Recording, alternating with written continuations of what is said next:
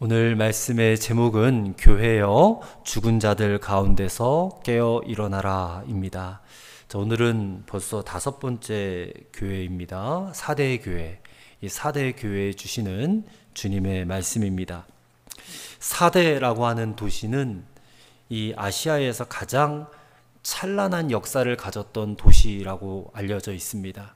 특별히 이 도시에서는 금이 그렇게 많이 났대요. 그래서 금을 가지고 이제 많은 사업도 하고 그래서 굉장히 부유한 그런 도시였다고 합니다. 그리고 이 도시는 굉장히 거대하고 높은 아주 산 중턱에 있는 거의 한 300m 높이의 가파른 언덕으로 둘러싸여 있는 도시였대요. 그래서 뭐 난공불락의 그런 요새를 자랑했다고 합니다. 하지만 이 사대라는 곳은 주전 546년에 페르시아의 고레스 왕에게 정복을 당했다가 다시 주전 218년에 수리아의 안티오쿠스 대제에 의해서 다시 정복을 당하게 됩니다. 근데 그 당시 정복을 당할 때 이 사대 주민들이 자기들의 이 사는 곳이 난공불락의 지형이잖아요. 그것만 믿고 단잠에 빠져 있었다는 거예요. 잠을 자고 있었다는 거예요. 그러다가 그냥 불시에 공격이 쳐들어와가지고 도시가 함락이 되었다고 해요. 그래서 오늘 본문에 보면 일깨어라는 표현이 한 2번 나오는데 이 잠들어 있었던 그 사대 지역의 사람들에게 이제 주는 그런 메시지라는 겁니다. 그래서 이 도시는요, 죽음과 또 생명에 대해서 남다른 그런 관심을 갖게 되었다고 해요. 그래서 이들의 종교는 주로 인간의 생로병사에 초점을 맞춘 자연 숭배에 있었다고 합니다. 자, 이런 지역에 이제 교회가 세워졌는데 이 교회를 향한 주님의 말씀이 오늘 선포가 되어졌어요. 근데 그 주님의 모습을 1절에서 이렇게 표현을 하고 있습니다. 하나님의 7 영과 7 별을 가지신 이가 이르시되, 그래요.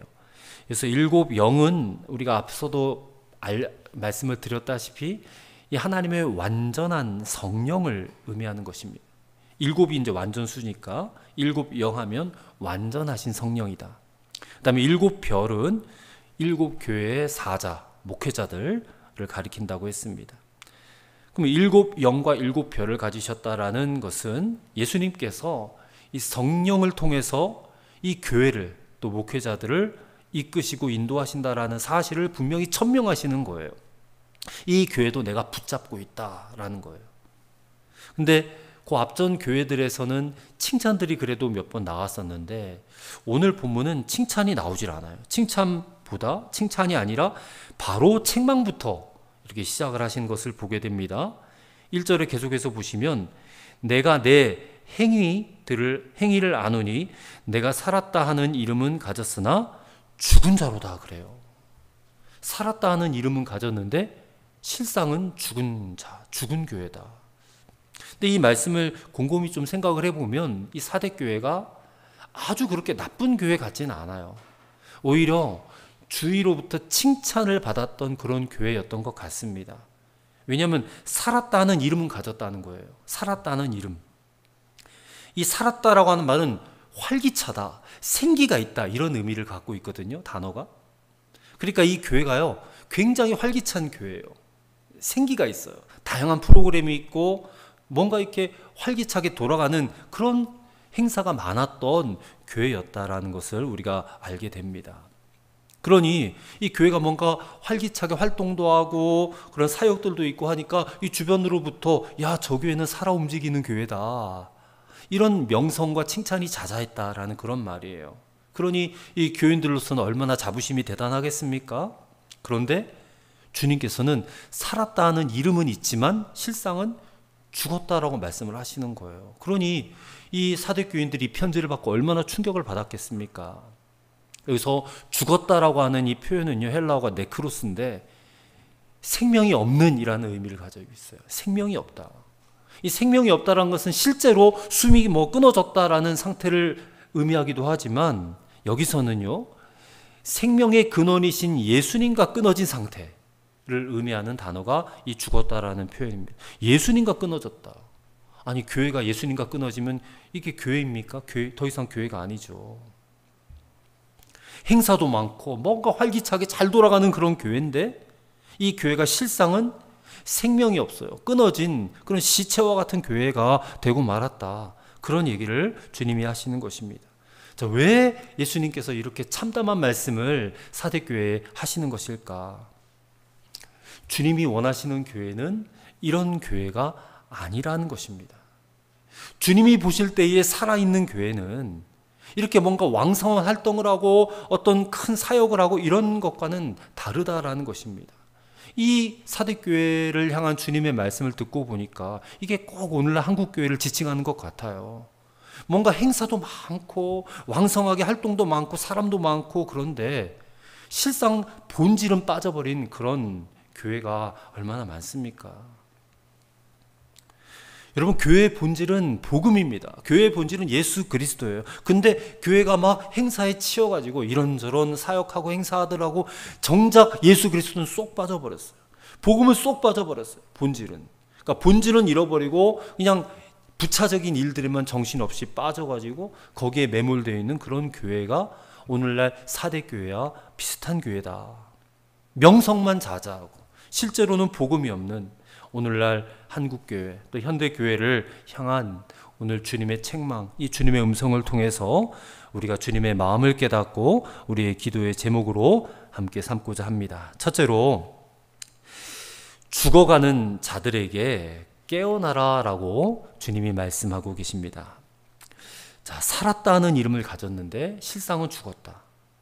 이 말씀, 주님의 마음은 사실 진노는 아니에요. 주님의 마음은 이런 교회일지라도 내가 절대로 포기할 수 없다.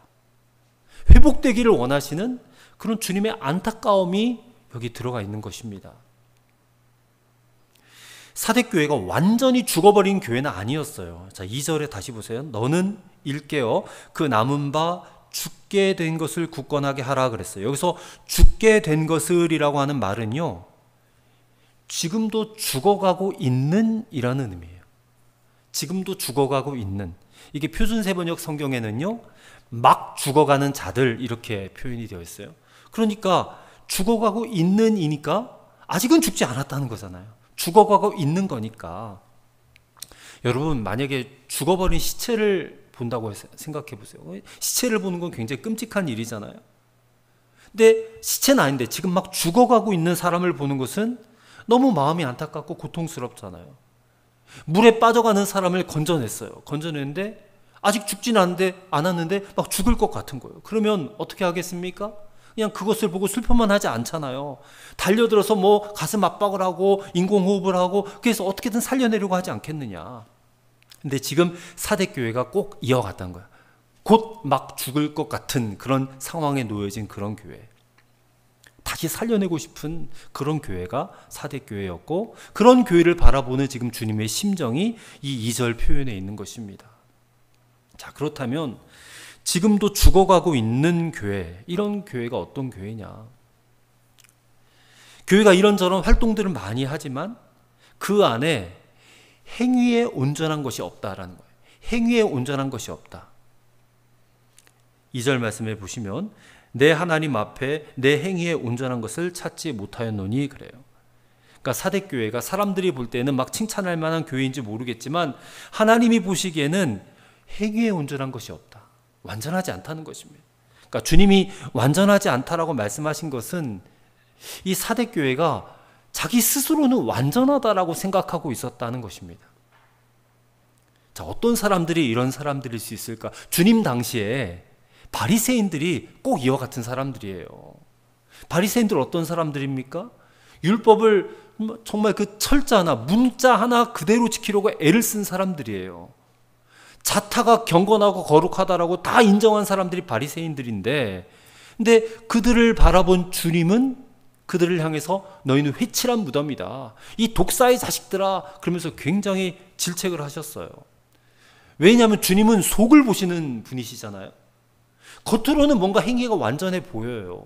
겉으로는 뭔가 믿음직해 보이고 좋아 보여도 그 속으로는 그냥 썩어 문드러져가는 것이 가득하다는 거예요. 그래서 회칠한 무덤 이런 표현을 하지 않습니까? 그 속에는 하나님을 사랑하는 마음이 없어요. 그 속에는 오직 탐심과 교만함이 가득했다는 것입니다. 그런데 오늘날 교회 안에도요, 이 자기 자신이 완전하다라고 생각하는 이들이 의외로 많아요. 속으로 우리 교회에 나만큼 신앙생활하는 사람이 있으면 나와보라 그래. 이런 생각이 가득한 그런 분들이 많이 있습니다. 근데 속에 그런 생각들이 가득해 있으면 어떻게 됩니까? 끊임없이 그냥 다른 사람들을 볼 때 평가하고 판단하고 비판해요. 아니, 이 정도는 해야지 그리스도인 아니야? 이 정도는 해야지 집사고 권사고 장로 아니야? 아니, 새벽 기도도 안 하는 사람이 무슨 교인이야? 봉사도 안 하는 사람이 무슨 임원이야? 하면서 소위 신앙생활, 자기는 잘하는데 남들은 잘하지 않는 것을 보고 판단하고 평가하는, 그게 현대판 바리새인들이라는 것입니다. 그러니까 오늘 이 사대 교회의 죄는 앞에 봤던 버가모 교회나 무슨 두아디라 교회처럼 세상 풍조를 따라 방탕하고 음행하고 우상 숭배했던 그런 죄가 아니에요. 오히려 믿음이 좋다, 참 열심히 있다, 모범적이다 하면서 사람들의 칭찬은 받지만 그 속은 더러움으로 가득한 그런 교인들의 문제를 지금 다루고 있는 것이에요. 가정에서도 생각해 보세요. 밖에서 다른 사람들에게는 굉장히 친절하고 온유한데, 집에서는 가족들에게 막 폭언을 일삼고 막 폭군처럼 행하는 그런 사람이 있다고 생각해 보세요. 그럼 어떻겠습니까? 겉과 속이 다른 것 아니겠어요? 또 어떤 사람이 자기 방은 막 잔뜩 어질러 놓고 지내면서 막 화장만, 옷만 예쁘게 입고 다니는 그런 사람도 있어요. 그러면 주변 사람들은 어떻게 생각합니까? 그 사람의 외면만 보고 그 속에 있는 실상은 보지를 못하는 거잖아요. 그러다가 그 사람들의 평가가 진짜 자기 모습인 줄로 착각을 하고 사는 거예요. 스스로 속는 것이다라는 겁니다. 이 사대교회가 그런 교회였다는 거예요. 그리고 이런 모습은 오늘날 우리 안에도 있다는 것입니다. 겉만 번지르르 하고 속은 그냥 시체와 같이 썩어 들어가는. 한국 교회가 세계적으로 유명하죠. 놀라운 부흥도 일으켰고 또 열심히 기도했잖아요. 또 선교도 많이 해서 미국 다음으로 선교사를 가장 많이 파송하는 그런 한국 교회가 됐는데, 크고 좋은 예배당도 많고 행사도 많이 하고 왕성한 사역들도 많습니다. 그러나 하나님 보시기에는 어떨까? 하나님 보시기에 이런 왕성한 활동들, 어떤 이루어낸 업적들을 보시면서 과연 기뻐하실까? 사람들은 막 칭찬해요. 대단한 일을 하셨다. 근데 하나님 보시기에 그런 사람의 칭찬이 무슨 소용이 있겠는가 싶은 생각이 들었어요. 외적으로 봤을 때는 너무나 화려하고 근사하고 대단해 보이는데 막 그것 때문에 사람들이 막 놀라워하고 대단하다라고 말하는 것이 하나님께 과연 무슨 소용이 있겠는가? 많은 행사와 사역으로 인정과 칭찬은 받아도 그 속은 막 골마 터지는 거예요. 막 썩어서 냄새 나요. 영적으로는 다 잠들어 있고 죽어가고 있어요. 그러면 겉보기에 화려하고 대단한 것이 다 헛되고 헛될 뿐이라는 것을 우리는 명심해야 될 줄로 믿습니다. 여러분, 우리가 다 신앙생활 하는 사람들인데 다른 사람들로부터 저 사람 정말 신앙생활 열심히 하는구나, 저 사람 정말 예수님 잘 믿는 사람이구나, 그런 말을 듣는 것으로 만족해서는 안 됩니다. 여러분, 중요한 것은요, 하나님이 보실 때 내 모습이 어떤 모습인가, 과연 내 속사람은 괜찮은가, 하나님 보실 때 이거를 먼저 생각하고 살아가셔야 된다는 것이에요. 주님은 오늘 이 사대교회를 통해서 우리 속사람을 보라는 것입니다. 우리 속은 지금 어떤가. 그래서 이 교회를 향해서 일깨어 그랬어요. 2절 말씀에 일깨어, 깨어나라는 겁니다. 깨어나라. 깨어나라고 말씀하신 것은 지금은 잠들어 있다, 영이 잠들어 있다, 영이 지금 정상이 아니다 라는 것 아니겠어요? 주님의 탄식은 귀에 들리지 않고 사람들의 칭찬에 그냥 만족하고 이 정도 하면 잘하는 거지 하고 만족하고 있으면 안 된다는 거예요. 주님은 지금 내 속을 들여다보시면서 안타까워 하시는데 나는 지금 잘하고 있는 것 아니야? 하면서 스스로 그냥 자화자찬하고 있는 거예요. 그것을 일깨우라는 거예요. 정신을 차리라는 것입니다. 여러분, 저나 여러분이 지금 잠들어 있다면, 아니면 죽어가고 있다면 오늘 주님의 말씀처럼 깨어나야 될 줄로 믿습니다. 여러분이 특별히 혼자 있을 때에 여러분과 함께 하시는 주님을 바라보셔야 돼요. 우리가 함께 있을 때, 혼자 있을 때에 많이 무너지잖아요. 특별히 교회 안에서보다는 교회 밖에서의 나의 모습, 우리 가정에서의 모습과 직장에서의 모습, 내 삶의 자리의 모습에서 과연 그리스도의 향기가, 냄새가 나는가, 이것을 잘 들여다보시고 오늘 주님 말씀처럼 깨어나시게 되기를 간절히 소망합니다. 그것이 주님이 보시는 행위에 온전한 것이에요. 행위에 온전한 것. 그 다음에 두 번째로, 흰 옷을 입고 주님과 동행하는 자가 되어야 한다라고 말씀을 하고 계십니다. 자, 4절의 말씀을 보면 그래도 사대교회에 좀 소망이 있어요. 4절에 보면 그러나 사대에 그 옷을 더럽히지 아니한 자 몇 명이 내게 있어 흰 옷을 입고 나와 함께 다니리니 그들은 합당한 자인 연고라. 자, 여기에 중요한 단어들이 있어요. 일단은 그 옷을 입고 그 옷을 더럽히지 아니하였다, 이런 표현이 나와요. 이 말은 로마서 12장 2절 말씀처럼 이 세대를 본받지 말라라고 하신 말씀과 동일한 말씀이에요. 이 세대를 본받는다라는 것은 그들이 입은 옷도 자신도 모르는 사이에 점점 더러운 것으로 물든다, 그런 의미 아닙니까? 세대에 물든다. 근데 그 옷을 더럽히지 않았다는 것은 이 세대에 물들지 않기 위해서 몸부림을 쳤다는 거예요. 몸부림을. 세속에 물들지 않으려는 몸부림이 그들에게 있었다. 어떻게든 내가 말씀대로 살아보려고 몸부림을 치고 세상과 타협하지 않으려고 몸부림치는 그 성도, 그런 성도를 주님은 합당한 자라고 이렇게 말씀을 하고 계세요. 합당한 자. 자, 그러면 이 말씀을 또 이렇게 오해를 해가지고 그러면 주님께 합당한 사람만 교회에 다닐 수 있다는 말이죠? 그렇게 또 생각을 하시는 분들이 계신데 그게 아닙니다. 교회는 누구나 다 올 수 있죠. 그 어떤 죄인도 다 교회에 들어올 수 있습니다. 하지만 중요한 게 있어요. 죄인의 모습으로 교회에 들어왔다가 복음의 말씀을 듣고 하나님의 자녀가 돼야죠. 죄인의 모습으로 들어왔는데 계속 죄인의 상태로 있으면 안 되잖아요. 계속 거룩하지 못한 상태에 있으면 안 되잖아요. 교회에 들어왔으면 하나님의 말씀을 듣고 진정으로 회개하고 이제는 내가 하나님 말씀대로 합당하게 살아야지 하고 변화된 모습이 되어야죠. 그래서 하나님의 자녀가 돼야 된다는 것입니다. 그런데 많은 경우 교회는 왔는데 말씀도 들었는데 변화가 되지 않아요. 하나님의 자녀가 되지 못한단 말입니다. 그러면서 겉으로는 뭐 마치 교묘하게 내가 의인인 것처럼, 변화되는 것처럼 그런 꾸민 의인으로 만족하는 자들이 있어요. 여러분, 스스로 의인인 줄 착각하고 살면 안 됩니다. 그것을 믿음이라고 생각해서도 안 돼요. 그러면 과연 누가 주님께 합당한 자가 되겠습니까?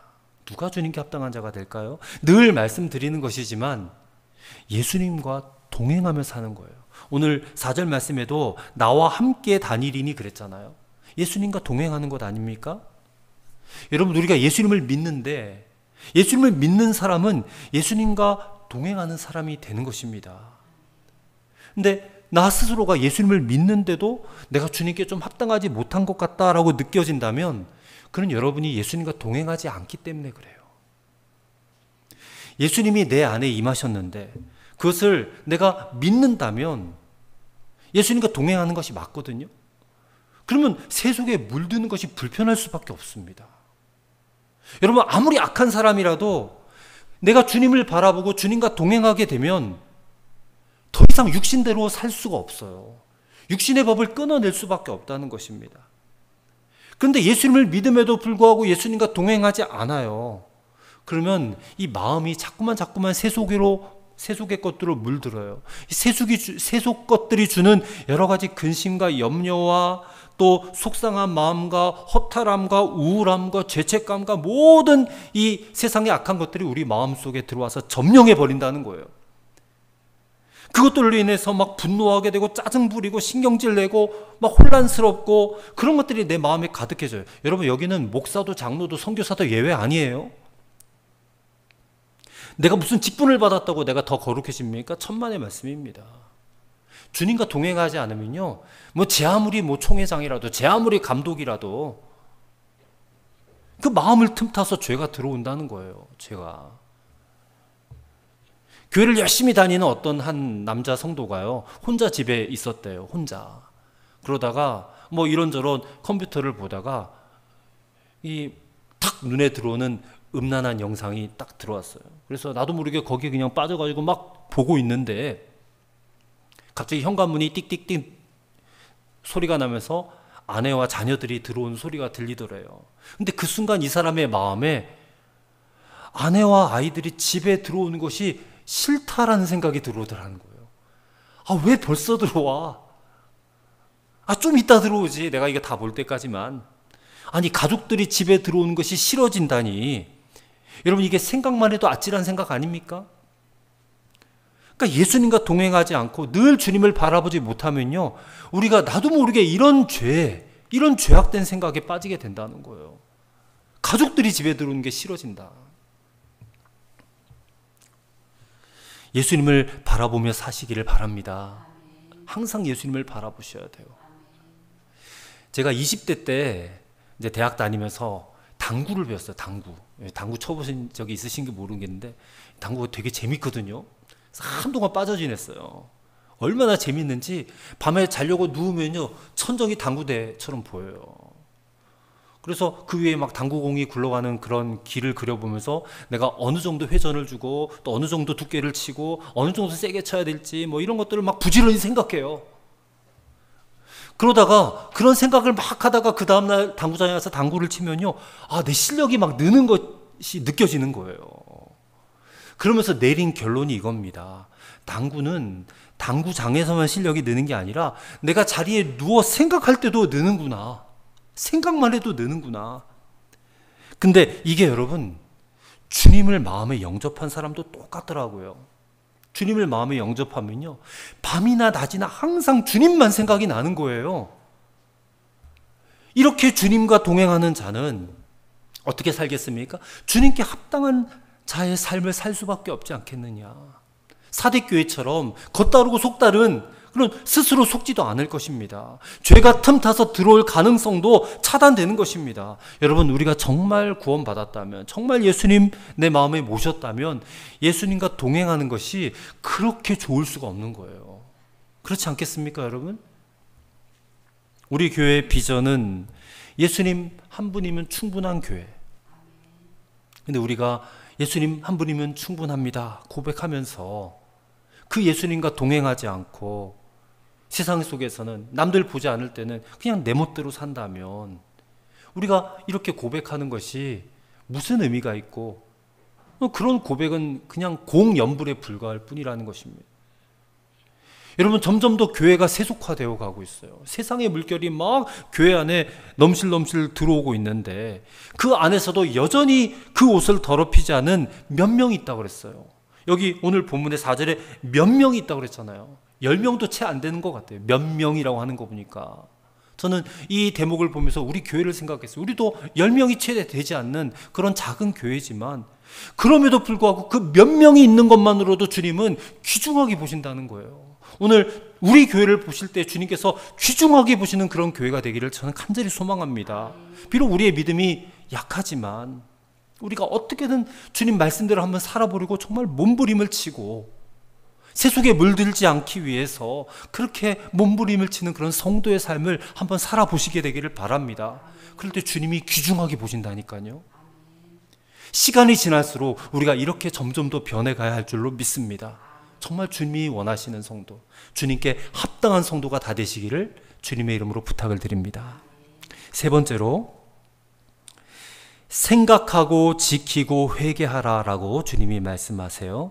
자, 사대교회가 어떻게 되기를 원하시는지 세 가지 동사로 처방을 내리시는 거예요. 3절의 말씀을 다시 한번 보세요. 3절의 말씀. 그러므로 내가 어떻게 받았으며 어떻게 들었는지 생각하고 지켜 회개하라. 이게 세 가지 동사입니다. 생각하고 지켜 회개하라. 자, 먼저 생각하라 한데요. 이 생각하라라는 표현은 좀 정확하게 표현을 하자면 기억하라라는 것입니다. 뭘 기억하라는 것인가? 복음입니다. 그 복음을 어떻게 들었으며, 어떻게 받았으며, 어떻게 들었는지 그것을 기억하라는 거예요. 복음의 진실을 기억하라는 것입니다. 무엇이 교회이고 무엇이 성도의 삶인지를 기억하라는 거예요. 복음이 복음되도록 기억을 되찾으라는 것입니다. 주님께 초점을 맞출 수 있는 기회가 주어지는 거예요. 복음을 기억하는 것이 주님과 초점을 맞추는 길이라는 것입니다. 그래서 기억하라. 그 다음에 두 번째는 지키라는 거예요. 지키라는 것은 무슨 말입니까? 복음을 순종하라는 거예요. 복음 앞에 순종하라. 예수님께 순종하라, 그 얘기지 않습니까? 여러분, 교회가 죽어가고 있어요. 죽어가고 있는 것은 활동을 하지 않아서가 아니에요. 행사를 하지 않아서가 아니에요. 복음을 잃어버린 겁니다. 그리고 복음 앞에 순종하지 않았기 때문에 그래요. 그러면 죽어가는 거예요. 죽어가는 거예요. 그럼 죽어가면 어떻게 됩니까? 세상에서 빛과 소금의 능력으로 살아가야 되는데 그 능력 다 잃어버리고 상실해버리는 것 아니겠어요? 그러니 지키라, 복음 앞에 순종하라, 이 말씀을 기억하시기를 바랍니다. 세 번째는 회개하란데, 회개하라는 것은 체질을 바꾸라는 거예요. 지금까지 해왔던 교회의 모습에서 돌아서라는 거예요. 돌아서라.